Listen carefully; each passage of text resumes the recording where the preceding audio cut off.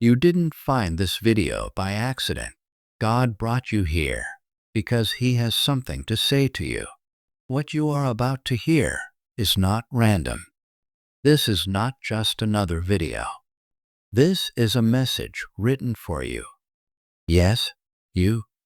Maybe right now you're standing at a crossroads in life, searching for answers. Or maybe you've been carrying questions that no one seems to answer. But what you will hear by the end of this message has the power to change your decisions, your direction, and even your future. The real question is, will you have the courage to listen all the way through? God says this message was written for you. There are moments in life when the noise of the world becomes so loud that you wonder if heaven still whispers. You go through days where uncertainty seems heavier than clarity, where choices feel like walking blindfolded across a road filled with traffic. And then there comes a moment, subtle yet undeniable, when God breaks through the noise and places a word directly into your path. That word is not random. It is not for someone else. It is not an accident. It is meant for you. Life does not hand you accidents. Every situation, every person who enters or leaves your life, every disappointment, every delay, every blessing, every breakthrough, all of it carries meaning. God allows no wasted moments. Even the silence has a message. The challenge is that most people are too distracted to notice. They look at setbacks as failure, when in reality they are coded instructions. They see loss as punishment, when in truth it is redirection. They experience delay and think heaven has forgotten them, when in reality heaven is rearranging things to protect them. The greatest tragedy is not unanswered prayers, but unheard answers. God speaks, but fear, worry, and distraction drown Him out. Messages arrive in your spirit, and you brush them aside as coincidence. Doors close, and you cry about rejection without realizing that behind the closed door lies the protection you prayed for. And while you are busy complaining, you miss the fact that the delay saved you from disaster. This is why God says, pay attention. This message is written for you. Fear has a way of blinding the eyes of the heart. You pray for wisdom, yet when wisdom comes, it often comes wrapped in discomfort. It shows up as a nudge to walk away from something that once brought comfort.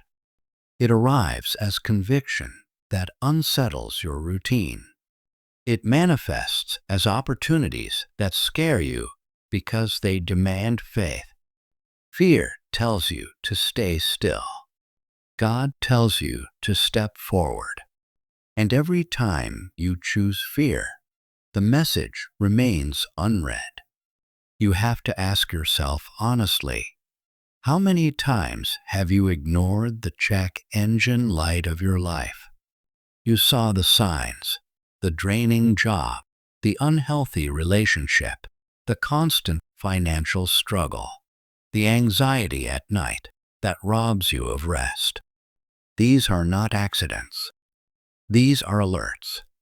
And like ignoring the check engine light in your car, if you keep pretending nothing is wrong, one day you find yourself broken down in the middle of nowhere, asking how it happened.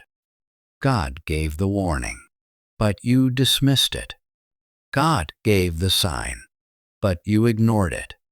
And now the cost is heavier than it needed to be.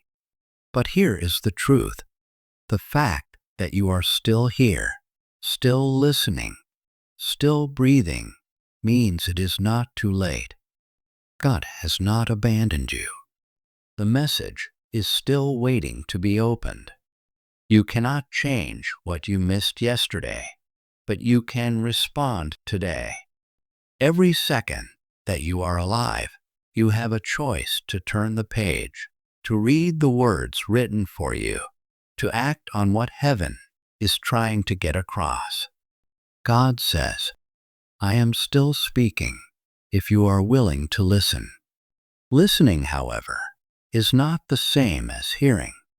You may hear words every day, but to listen is to lean in, to give attention, to respond. How many people hear God's nudges but never follow through? They say, I feel like I should start that business, but fear of failure stops them. They say, I feel like I should leave this toxic relationship, but fear of loneliness keeps them chained. They say, I feel like I should live with more discipline, save, invest, build wisely, but fear of discomfort convinces them to stay in old habits. God's message is clear. It is not that you lack guidance. It is that you resist obedience. Disobedience does not always look like rebellion. Sometimes it looks like delay. Sometimes it looks like endless excuses. Sometimes it looks like praying for clarity when God already gave the instruction. You ask for confirmation when you already know what needs to be done. The longer you hesitate, the heavier the cost becomes. A missed opportunity does not always return. Some windows open once, and if you let them close, they are gone forever. God says, act while it is day, for the night comes when no one can work. This is why fear is dangerous. Fear does not just paralyze, it steals destiny. Fear convinces you to sit quietly on the platform while the train of opportunity leaves the station. And then years later, you look back and wonder why you never became who you were meant to be. The truth is simple. God sent the train, but you refused to board. The message was clear, but you refused to read it. But the beautiful truth is this: God never wastes pain. Even if you have missed trains before, even if you ignored messages before, even if you delayed obedience for years, mercy rewrites the story. A new message is here. A new train is at the station. You cannot keep waiting for perfect timing. The perfect time is now. The longer you wait, the harder it becomes. The more you hesitate, the more you forfeit. God says, now is the acceptable time. Today is the day of decision. When you decide to respond, everything changes. You begin to notice the alignment. Doors that were invisible begin to appear. People you never expected to meet suddenly cross your path. Resources you thought were out of reach begin to show up. It is not coincidence. It is confirmation. God has already placed everything you need in reach. Your obedience simply activates it. You will never see the provision until you take the step. Think of the people who prayed for financial freedom but never changed their habits. They asked God to bless them, but they kept spending recklessly. They asked for opportunity, but they never developed discipline. They cried about lack, but they never planted seeds of investment. God's message is not magic. It is instruction. Wealth is not built in heaven and dropped on your doorstep. Wealth is cultivated through wisdom, discipline, and obedience. If you want abundance, you must follow the message that leads to it. True wealth is not just the balance in your bank account.